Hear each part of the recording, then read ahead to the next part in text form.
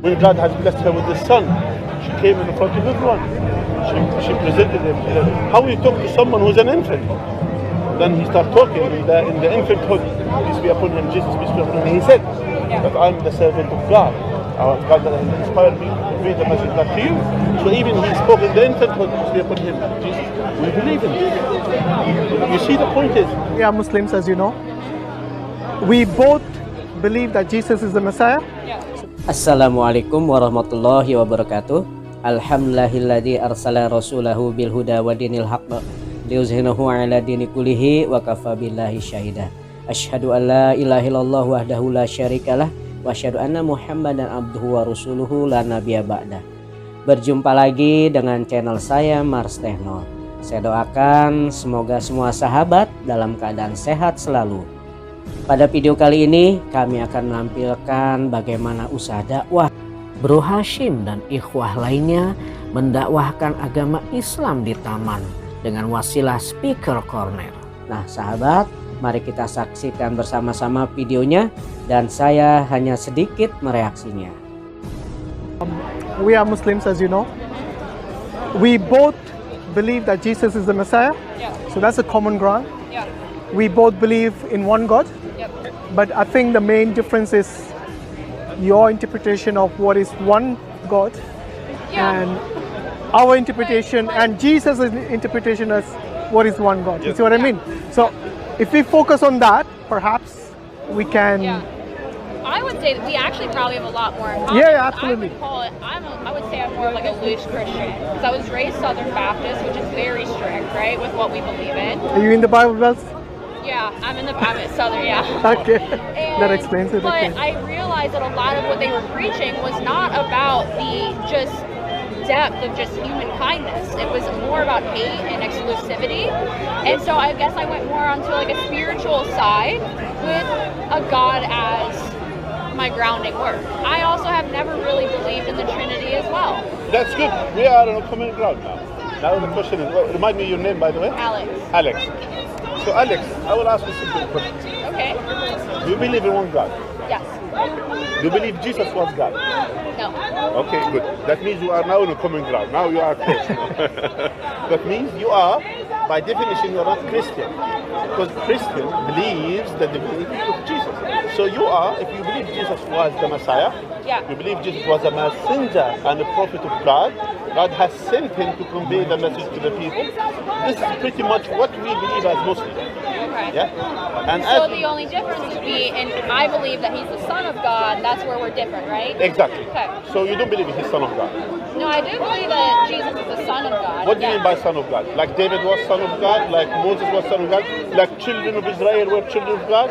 What do you mean by Son of God? Well, I believe that he was sent through Mary as the Son of God. So you mean like literal Son of God? Or is it? But God had... But I guess God has all children. Yeah, that's no, but literal actually means biological son. What's the meaning of son? David was son of God. In the Bible, David was described to be son of God. Yeah. Moses was son of God. Adam was God son has of many God. children. All children of Israel, they were to be children of God. Okay. Yeah. So, what is the meaning of this? Meaning, in the old Greek language, children of God or son of God meaning servants of God. Yeah. Servants of God, they are not begotten son of God. So they are servants of God. If you agree with this, then we are on common ground now, back again. Yeah. Do you agree on this? Yeah. So you agree that that Jesus was a servant of God. Yes. Came to serve the message of God. Yeah? Yes. He's not God. And when you describe as son, meaning he serves the purpose what God has sent him for, as a prophet and messenger of God. Do you agree? Yes. Okay, now we are on common ground back again. Now, going back. Now, the question is, there is one difference between you and us, which is believing in the prophethood of Muhammad, peace be upon him. Now, did you read about Muhammad, peace be upon him? Do you know about anything about him? Okay. Basically, I will tell you something. And then, after I describe to you, listen, remind you, forget, I'm very bad in names. Okay. I'm very bad in names. Alex. Yeah. I'm very bad. Please keep reminding me. Yeah. I'm very bad in names. I'm good to remember faces, but I'm bad in names. So forgive me for this. Okay. Yeah. So one of the points here, Alex, that how we know, for example, God will send a prophet. how we know that this person is a prophet of God or not. Yeah, God will send proofs to show this person is a prophet of God. Like for example, Moses, he came with a stick that turns into a real stick, and as well he was able to do certain things, and he conveyed the message of God to the people. So that shows that he is a prophet and messenger of God. Correct? Same thing, Jesus as well. He had some miracles he has done in front of the people. He was able to cure certain diseases. He was able to bring someone into life again by the will of God, as he mentioned. And at the same time, that shows that these miracles prove his prophethood as a prophet of God. Now, how we can prove that Muhammad, peace be upon him, is a prophet of God? This is the question.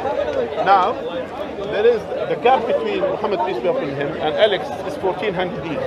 Yeah, that's one thing. Not just that, and the gap as well, that there are as the boundaries of language. You don't know Arabic, you don't know maybe the Quran, but the Quran is talking about. But as well, Alex, I assume that you have read some, or you studied some science nowadays. Yeah. You studied some science. Yeah. So, for example, just only normal trivial things. Yeah. Now, if I told you something that someone said it 1400 years ago, and it cannot be said by someone at that time, then you will say, hold on a second, that must be the one who has sent this person is God. Yeah. And now I will come to the point. Maybe. Or maybe not. Now we'll see if it's maybe or yes. The question is to you, Alex. What do you think 1400 years ago? What do you think the people will have the understanding what's happening in the bottom of the ocean? What is their understanding there? What do you think anyone 1400 years ago has any information about something that's happening deep in the bottom of the ocean? From the desert. No, not from the desert. No, he's from the desert. Anyone in the world. Anyone? I know nothing about the ocean. I would just assume that there's water and that's it. Okay. So do you think nowadays they went with submarine, they went inside, they found some kind of, they found that deep in the bottom of the ocean that it's literally pitch dark. Yeah? Yeah. There's not only there's not the main thing. Now as well, for example, 1400 years ago, we have the Qur'an is talking about certain things. We're talking about, Allah says in the Qur'an, those who are away from the guidance of God, they are like deep in the bottom of the ocean. Someone who's deep in the bottom of the ocean. Above him there is a wave. Above the wave there is another wave. Above the sea there is a cloud. Even if he took his hand out of his pocket, he will be not able to see it. Darkness upon darkness. So God is describing someone who is living in darkness. Not any darkness, it's pitch dark. But this darkness, it has a specific thing. God has described it, not just only a pitch dark and that's it. God described this darkness, which is someone deep in the bottom of the ocean. I understand you could say, by the way, when you are above the sea, down there might be no light.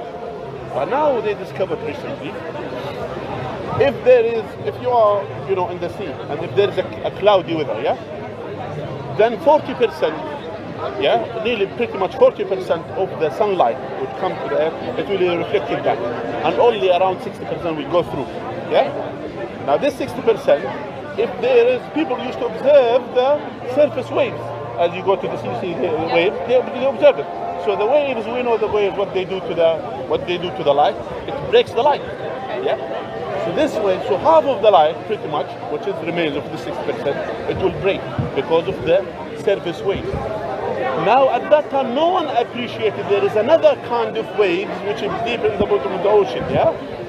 These waves, they call it the sea current. Have you heard about it? So this sea current, they travel amazingly. They travel in waves. They are like rivers, but they travel in waves. So when the sunlight, whatever remains from the surface waves, goes into these sea currents, it breaks whatever remains. And deep in the bottom of the ocean, the absence of light. Someone will take his hand out of his pocket, he will be not able to see. The question is to you, Alex. How someone 1400 years ago, living in a desert, let alone by the sea, he was living in a desert, illiterate person, have no access to the knowledge of his time, let alone to the knowledge that yet to come after. How he will be predicting about this thing to be specifically in these details. We're not talking about a prophecy, we're talking about a detailed prophecy. Tell me. I mean, I don't know. Do you know? Deep inside you, you know. And say. Because. Yeah? Say. Well, because then he'd be a prophet from God, right? Okay, let's say, yeah, you said it now. Now, this is not the only one. This is not the only place. Okay. This is not the only place. For example, the fetus in the womb of the mother, the development of the fetus in the womb of the mother, the details, how these details were, it was right. That time, how someone will observe who have opened a womb of a mother and see how the development until it develops, until nowadays they discovered these things. And God has mentioned this in the Quran. The other thing as well, do you know in the Quran there is no mentioning about Muhammad sallallahu alaihi wasallam, that the mother of Muhammad, peace be upon him. There is no mention about her. But we have a whole chapter about Mary, the mother of Jesus. A whole chapter about her. A whole chapter describing her as a role model for a believer. Allah described them as role model for the believers. Look at this amazing thing. So Islam is not biased about Muhammad, peace be upon him. It's about the truth. And the truth was Mary, peace be upon her, was a great woman. Was women that she stood for the truth. She stood for the truth. That's what we encourage our sister to stand for, the truth. When God has blessed her with the son, she came in front of everyone. She presented him. How you talk to someone who's an infant? Then he started talking in the infanthood, peace be upon him, Jesus, peace be upon him. He said that I'm the servant of God. God that has inspired me to convey the message back to you. So even he spoke in the infanthood, peace be upon him, Jesus. We believe in this. You see, the point is, and as well we have, that look at the chapter of Mary and how God described her, that she was a chaste woman. She never was exposed to man. She was a role model, a real role model for any pious woman. And that's how we appreciate, that's how we receive her. You see the point? So that's why when you become Muslim, you are not losing Jesus for Mary. You are following the footsteps of Mary. That's why we say to you, be part of this family. It's easy, and it's not something which you said it with your tongue. Yes, I believe it. Why did you testify? But a spiritual journey, in my opinion, is at your own pace. Yeah, of Take course. your time. Would you like to have a free copy of the Quran if we gave you? Maybe. Yeah, we have some. Yeah, we can get you a free We'll copy, get you no some problem. of the Quran now. We'll give you some literature about Islam, and then make your journey. And as well, if you have any questions, I will give you my email, and then. Yeah, so you see, Islam is something that you should accept from your own conviction rather than somebody compelling you. Yep. So there's no force, no compulsion in Islam. Yeah, because at the end of the day, you are the one who's going to be accountable to God Almighty, isn't it? So I mean, imagine, like on the day of judgment, if God asks you, like, why did you abide by Christianity? Is it just because your parents are Christians or your family and friends are Christian? Environmental, yeah, probably. Isn't it? Yeah. So it's more like societal indoctrination rather than your own. As I started questioning it more, is where I divided more and more from the Southern Baptist views. Yes. So it's still a journey. So what is the main thing that you question in the Southern Baptist view? What was your main contention or your objection? A lot of the negativity towards people that weren't in the faith. I don't understand why there is a hatred or a negativity towards people that you say aren't following the right way.